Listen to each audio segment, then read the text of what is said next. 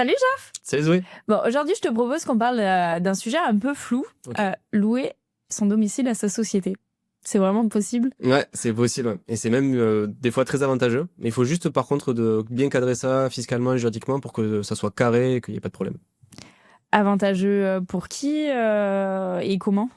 Bah, en fait, ça peut être avantageux à la fois pour le dirigeant et à la fois pour l'entreprise. Commençons par le dirigeant. Le dirigeant, en fait, il va pouvoir encaisser des loyers, donc plutôt cool déjà.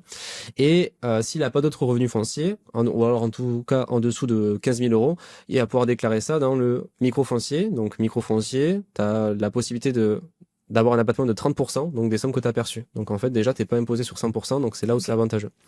Là où c'est aussi avantageux, c'est que tu vas pouvoir te sortir une rémunération donc sans charge sociale, donc contrairement donc à une rémunération, donc ça c'est plutôt cool. Donc il y a que juste de l'imposition, mais pas de charge sociale. Et tu vas pouvoir aussi créer de la charge sur ta boîte, donc contrairement aux dividendes. Donc là, tu vois aussi l'avantage pour la société, il est là, c'est-à-dire que tu vas pouvoir créer une charge déductible qui va faire baisser ton impôt sur les sociétés. Donc voilà l'avantage qui est double. Et du coup, je suppose qu'il y a quand même quelques conditions à respecter pour que tout soit légal et fiscalement, on puisse s'en sortir en fait. Ouais, effectivement, on va essayer de faire ça propre. Donc déjà, il faut que tu loues une zone effective, c'est-à-dire que vraiment une zone soit bien délimitée pour que tu puisses donc justifier que ce loyer-là.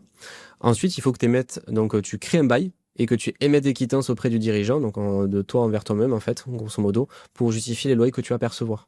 Ok. Ensuite, il faut que tu fixes un loyer qui soit ni trop bas ni trop haut. Il faut vraiment que tu sois dans, on va dire, un loyer marché en fait, pour éviter les abus et que ça soit retoqué fiscalement.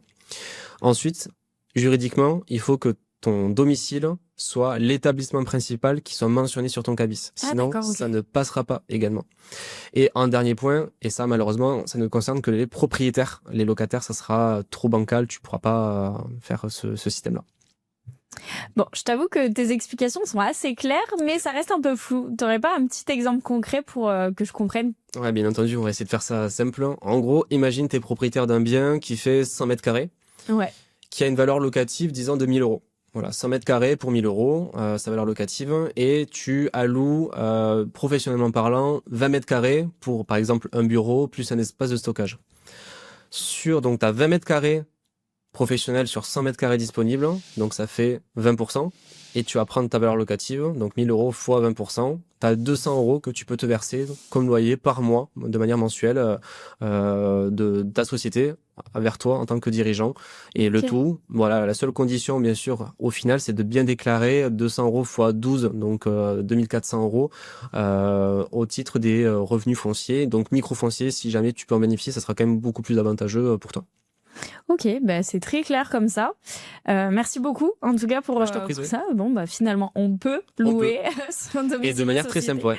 Et puis, bah finalement, vraiment applicable dès le départ, quoi. Ouais, dès le départ, ouais, c'est un petit conseil qu'on donne souvent aux entrepreneurs dès le début pour essayer de, on va dire, se sortir une sorte de rémunération, voilà, sans charge sociale, en créant de la charge sur la société. Donc voilà, c'est quand même assez avantageux. C'est un petit tips complémentaire, un petit bonus, quoi.